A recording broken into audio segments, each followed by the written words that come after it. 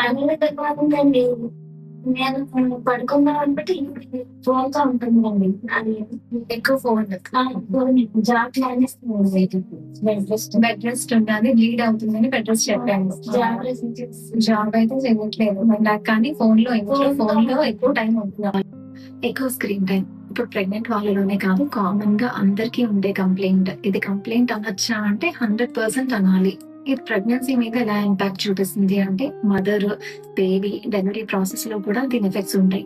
Mother లో night time పడుకునే ముందు ఎక్కువగా మొబైల్ చూడడం వల్ల, ఆ రేస్ వల్ల మెలటోనిన్ డిక్రీజ్ అవుతుంది. మెలటోనిన్ రిలీజ్ అవ్వాలి యాక్చువల్లీ. ఆ టైంలో రిలీజ్ అవుతే ప్రాపర్ గా స్లీప్ పట్టడానికి, అండ్ అది ఒక stress relief hormone and anti oxidant కింద కూడా వర్క్ చేస్తుంది. అది ప్రాపర్ గా రిలీజ్ అవ్వకపోవడం వల్ల నిద్ర పట్టకపోవడం, మళ్ళీ నిద్ర పట్టినా డిస్టర్బ్డ్ గా ఉండడం, నెక్స్ట్ డే మార్నింగ్ స్ట్రెస్ఫుల్ గా ఉండడం అండ్ డ్రౌజీగా అనిపించడం.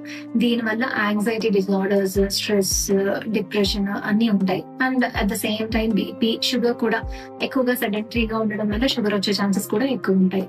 దీని వల్ల డెలివరీ మీద ఇంపాక్ట్ ఏంటంటే preterm delivery, low birth weight babies delivery అవ్వడం అలాంటివి. బేబీ మీద ఇంపాక్ట్స్ లాంగ్ టర్మ్ లో behaviour problems, cognitive disorders and developmental delays కూడా చూసే ఛాన్సెస్ అయితే ఉండొచ్చండి. So maximum screen time avoid చేయడానికి ట్రై చేయాలి. సాఫ్ట్వేర్ ఎంప్లాయీస్ అలాంటి వాళ్ళు అయితే అవాయిడ్ చేయడం కుదరదు కాబట్టి ఎవ్రీ 1 hour కి లెగసి వర్కౌట్ కానీ, వాకింగ్ లేకపోతే స్ట్రెచింగ్ ఎక్సర్సైజెస్ ఏమైనా ఒక 5 minutes చేసేలా ట్రై చేయాలి.